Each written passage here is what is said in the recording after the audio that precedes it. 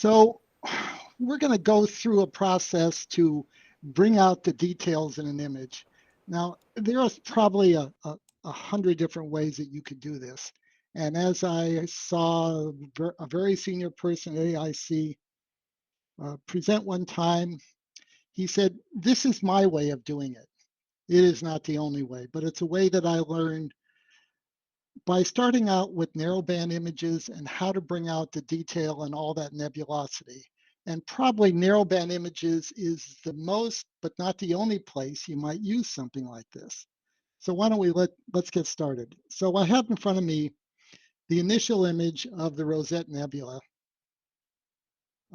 in hydrogen alpha. And I think anyone that's looking at this will say, well, you know, that's a pretty good image. Why would you ever want to try to get more detail out of it?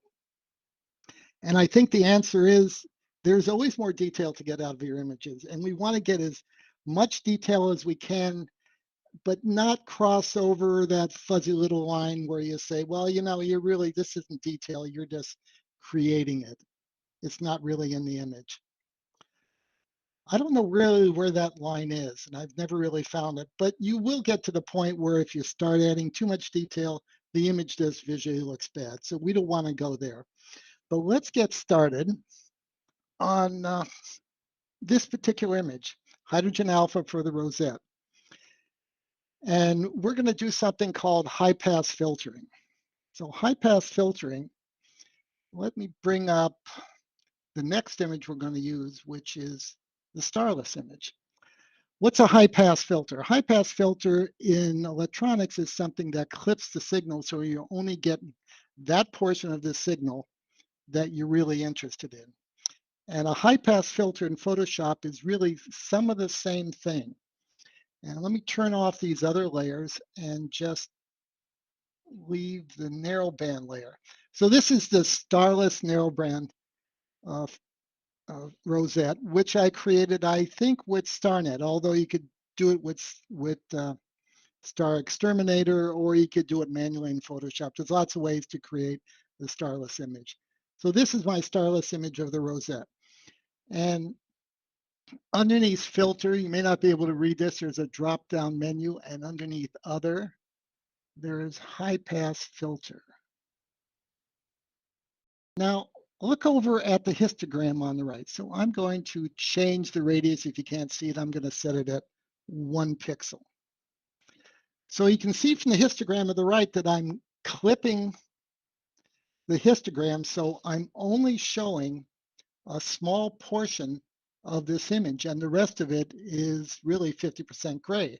So the clip occurs right in the middle of the histogram. So basically the whole image is gray, except for a small amount of it, which shows contrast, where you have a change in this part of the histogram from light to dark, or from gray, actually from gray to light, or from gray to dark.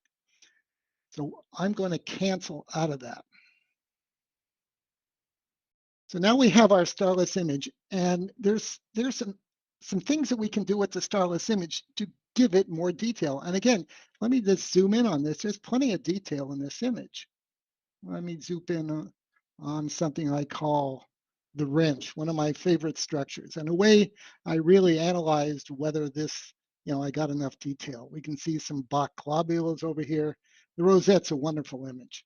But I think I can get more detail out of the Starless image. And the more detail I get out of the Starless image, the more detail I'll put into the Rosette with stars. So I have another tab here. That looks like the same image, doesn't it? And of course it is.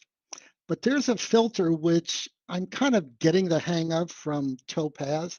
And again, I'm not really recommending it, but it does do some interesting things. And it is called filter from Topaz Lab called Sharpen AI, in which they claim to use AI to get more detail. And I've been experimenting with this for a while, and if it comes up, it's going to take a while to load up. And you can see the little progress bar on the bottom. And eventually it's going to come up with the kind of more detail that it might get out of the starless image. And there we have it. And you can see that it looks like you are getting a little more detail just by using this particular add-on from Topaz. Now, again, I'm not really recommending it, but it does some interesting things. And the more detail I get out of the starless image, the more detail eventually I'm going to put back into the rosette. Now, I'm going to cancel out of that because if I actually implement this particular filter, it's going to take 2 or 3 minutes. Unless I play music, there's really nothing to do in those 2 or 3 minutes. But you do see in this filter that it has a slider here and various presets, and you can determine how much detail you want to put in. I can tell you on this particular filter, it's just real easy to kind of go way over the line and get way too much detail. So you kind of have to play with it if you're interested. And I think they have a 30-day trial for this. So I'm going to cancel out of that. Close without sharing. Now I have run the Topaz Sharpen AI, and it is this layer right here, which I'm going to turn on. And from the full screen, you can't really see that there's much difference. But if I take the magnifying glass and I zoom in these areas,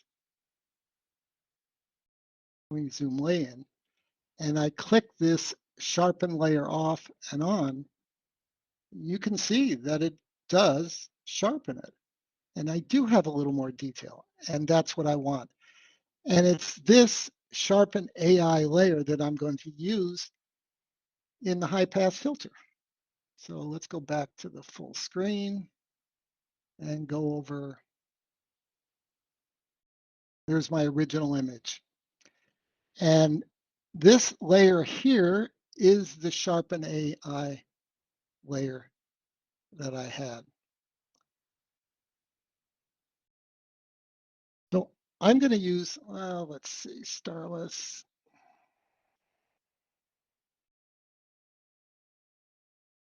So now we're back to our original image. Now, let me show you why you don't use a regular image with a high pass filter that has stars in it, because it produces a bunch of artifacts. So I'm going to take this layer, I'm going to duplicate it, and I'm going to go into filters, other, high pass. And you can see what's happening already. All these little stars have nice little halos around it.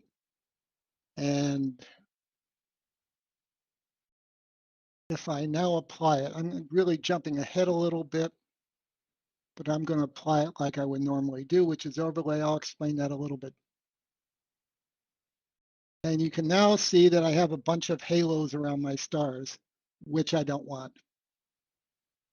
And the stars have gotten bigger too. More detail has come out, but I don't want stars with high pass filters. So let's get rid of that layer. Go back to the full screen. And now I'm going to take the Starless layer, which has been enhanced with the Topaz. Actually, it's this layer right here. And I'm going to make 3 additional copies of it. So I'm going to drag it down here and make a copy.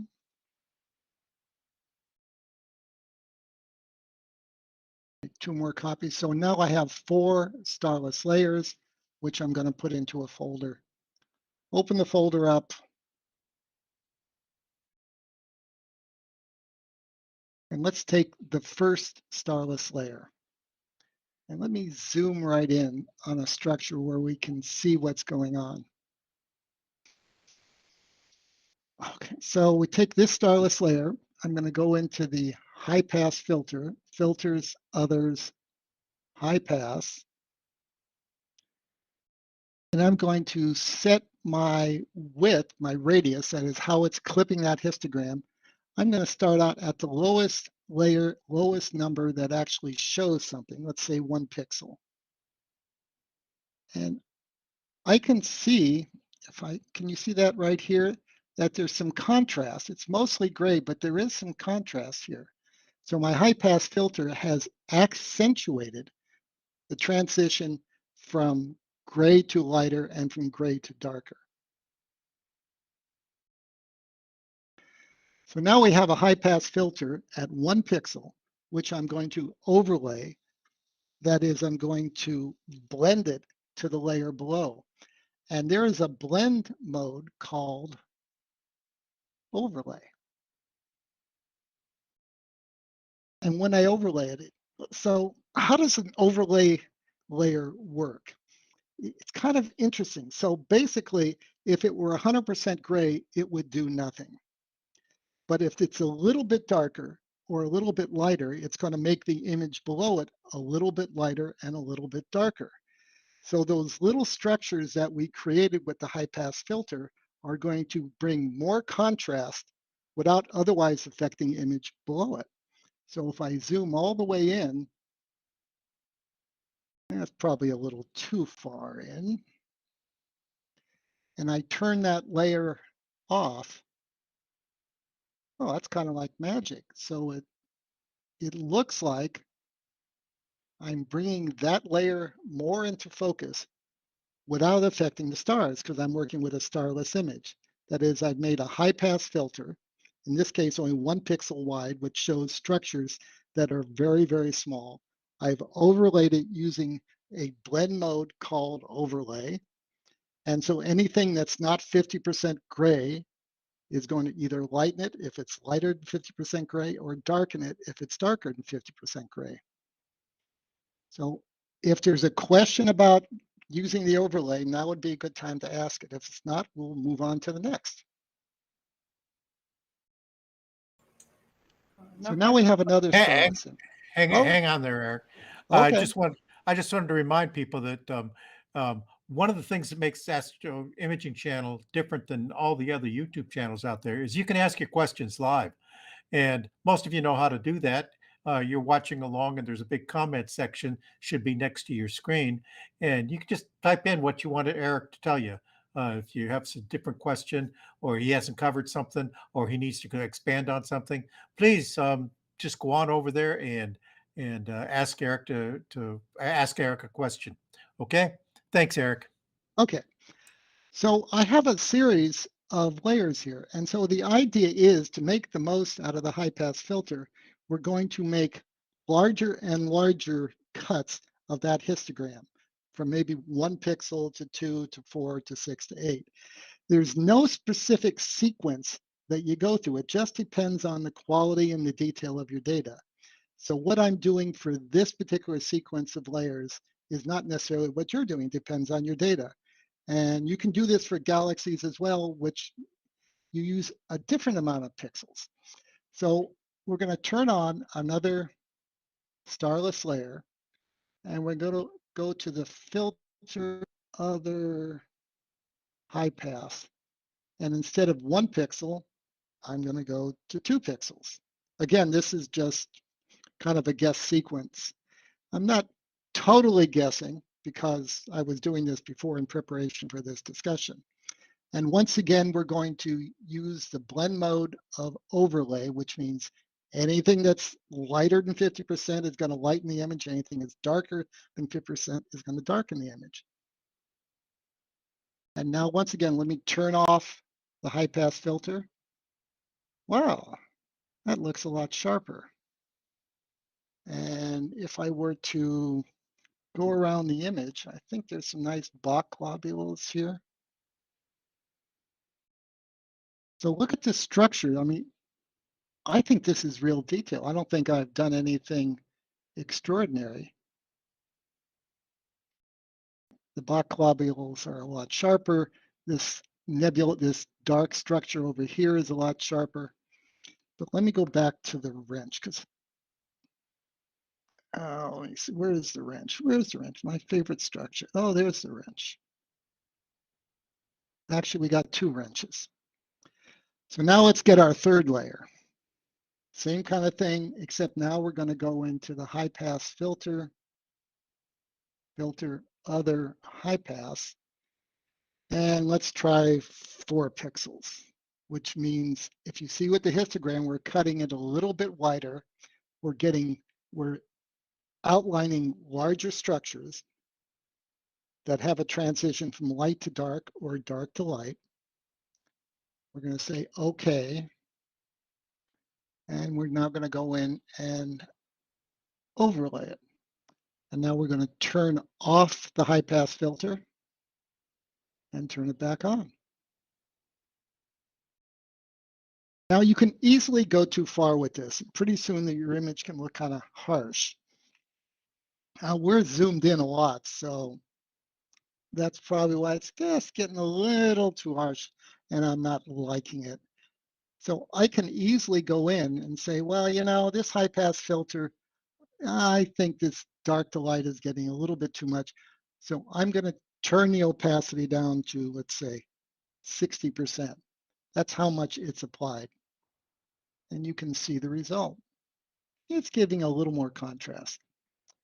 So now let me zoom out. Turn off. Probably can't see it, especially on YouTube where the resolution isn't quite what I have on my screen. But we have another layer here. I'm going to make a copy of it so I can go one more layer deep. Turn this on. Go to Filters, Others, High Pass. And now let's go to Scientific Wild Ass Guess, 8 pixels. And the larger a number, the wider will be the cut on the histogram. And the larger the structure that it will apply contrast to it when I change the application of that layer to overlay.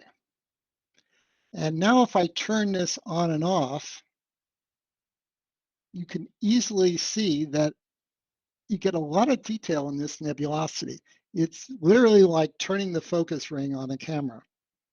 And even though there was nothing wrong with the original image, I now have an image that has more detail, more contrast, and to me is more interesting. We have one more layer here. So what we're going to do on this layer is we're going to go completely overboard and show you what can go wrong with using high pass filters. Filter, other, high pass. So now let's go to something a little crazy like 32 pixels. Oh my gosh, look at that. And we're going to apply that. Yeah, and now your image is getting to look a little funky and I wouldn't do it. But the interesting thing when you want to look at very large structures, and let me turn this layer on and off, it is adding a little contrast. And maybe I want just a small amount of this very large cut of the high pass filter. So instead of applying it 100%, I'm going to apply it, I just want a more contrast on big structures. I'm going to apply it 20%. And that's a subtle difference, but giving me slightly more contrast. By the way, look at the histogram.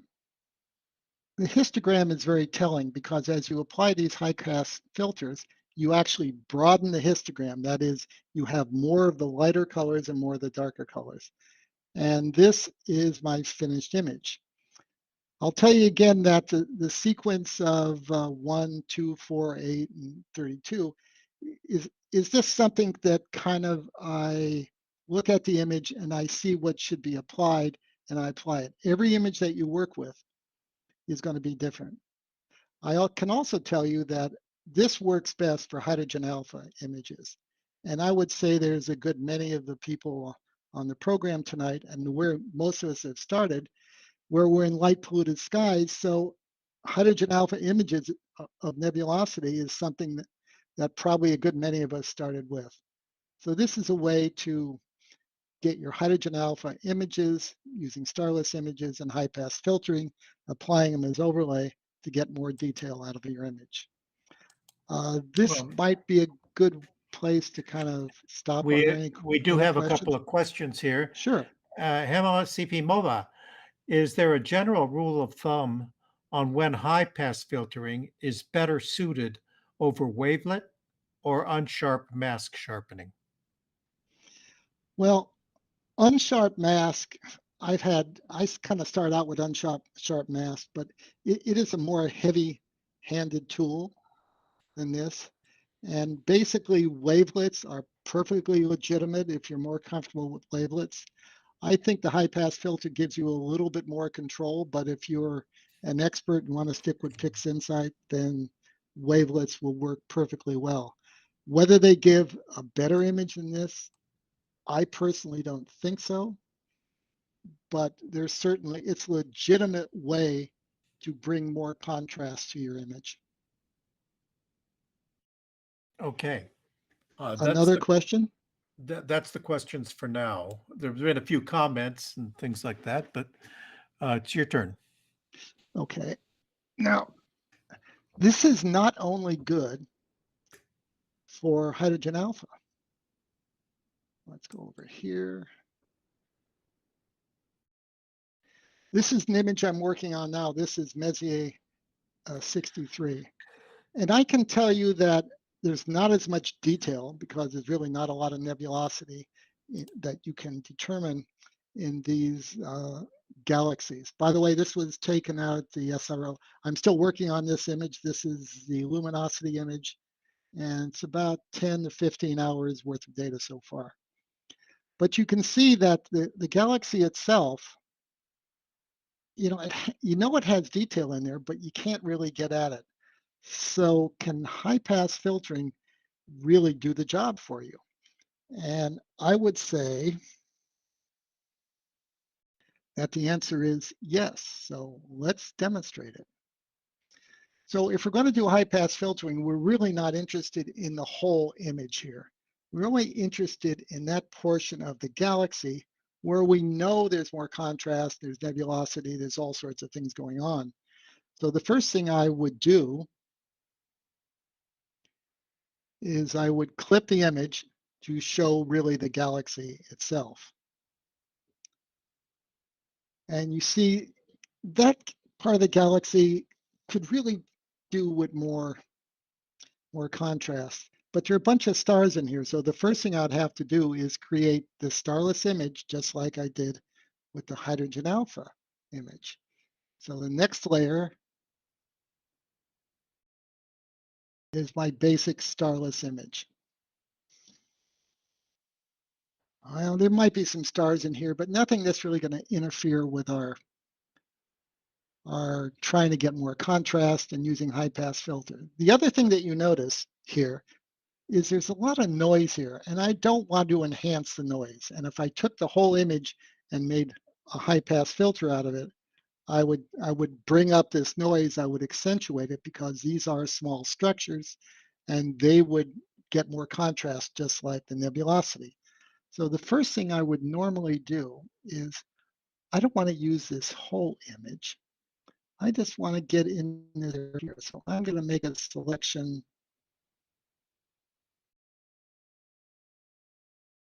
So here I'm selecting the galaxy.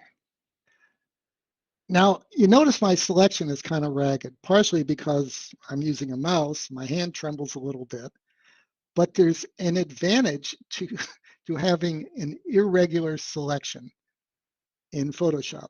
If your selection is perfect, like you use a circle or an ellipse, or try to make it very smooth, you will be able to see the lines between your selected image and your unselected image. And any operation you do on that selection, if it's very regular, like a circle, you can easily see in the image, and you don't want to do that.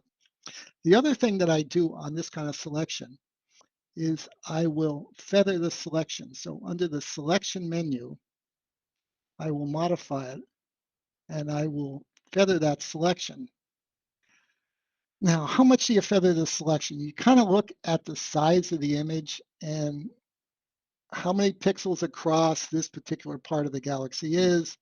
And again, scientific wild ass guess, I'm going to make the selection 50 pixels. So now I have a very soft transition between the selected image and the non-selected image. In fact, I'm going to do this again because I don't really like this selection because I went right over to the edge, and when I feather it in, let's do it this way, not to the edge.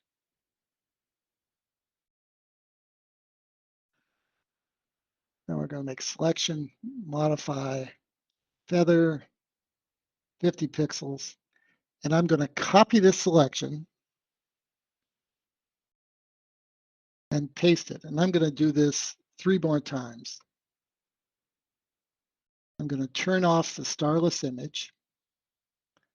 I'm going to take my starless images here, put them into a folder, just like before.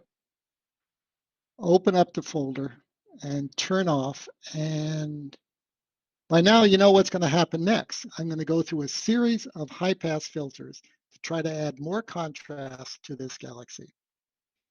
So let's go in, filter, other, high pass. Now, I'm not going to start out with 32. That's kind of harsh. And if I go to, we'll say 1 like I did before, it's going to be nothing but gray. And that's because the resolution of this galaxy is not as fine as a hydrogen alpha image for a nebula. So I'm going to have to start out with a higher number. Let's try 2. Yeah, I don't know if I'm seeing any structure, but let's go with 2. And we're going to apply that. That is, we're going to use the blend mode of overlay, just like before, where anything that is less than 50% gray is going to lighten, everything that's more than 50% gray is going to darken. You already know this. I'm going to zoom in to see whether did I add any contrast to this? Let's turn it off. Nah, not much. So let's turn it on and let's go to another layer.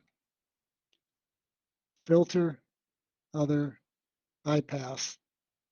And let's go to 4 pixels. Now I'm seeing some lightening and darkening area. I'm going to overlay this as before.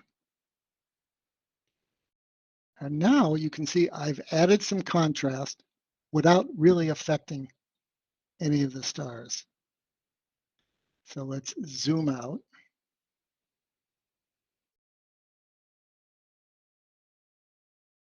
And go to selection, filter, other, high pass, and let's go to 6 pixels and overlay it. And now I've really brought a lot more detail into it. But I've also done something else. Since the galaxy photos are inherently noisier, that if you zoom in on here, you see I've accentuated the noise, which is not a good thing. But there's a simple solution to that, which still brings out the contrast that you're adding, get that accentuation of noise. So the first filter, I don't think there's much noise. The second one, yeah, we're starting to see a noise. A simple way around this is simply go into the filter, to the Gaussian blur, and I'm going to set that at 2 pixels.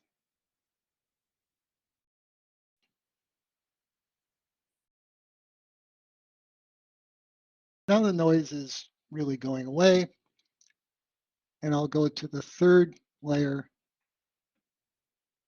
filter, Gaussian blur. Excuse me. We still have the contrast, but we haven't accentuated the noise. And now what I'm going to do is, let's see.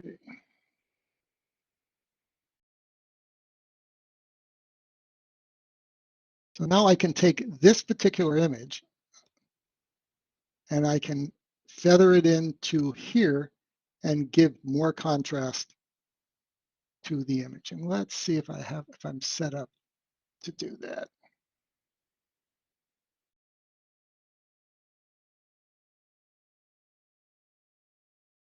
Tone mapping. Yeah, we're going to do something called a stamp, which is summing all the visible. So now we have a copy of all the changes that we made to this galaxy. And if I mark all of this and copy it, I can now bring it back. Remember, whoops, not to that one. Let's bring it back to that one. And I can paste it in. Now, I got to tell you, this is not a finished image, and you can see it doesn't really fit in there perfectly. So let's just do a quick adjustment with the levels.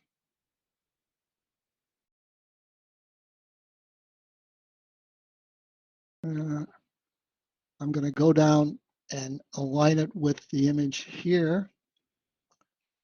Just give me a moment to catch up.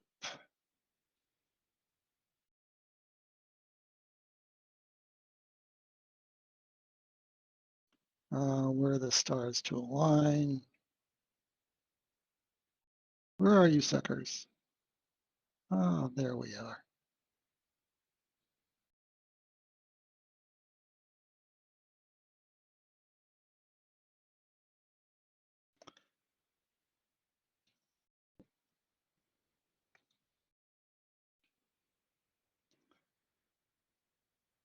So now we have,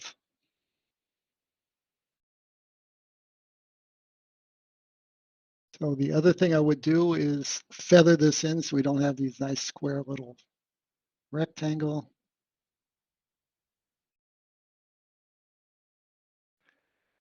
Select inverse, feather the selection. Now let's do 50 again. And delete it.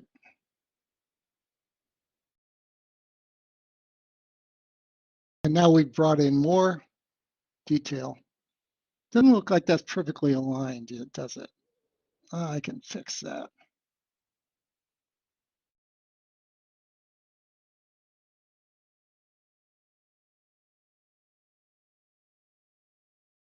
So now we have more detail in our galaxy. Now, once again, this is not a finished image. There's a lot of processing left to do, but the galaxy has a lot more detail, and we did the same kind of operation but using high pass filters with the galaxy as we did with the nebula.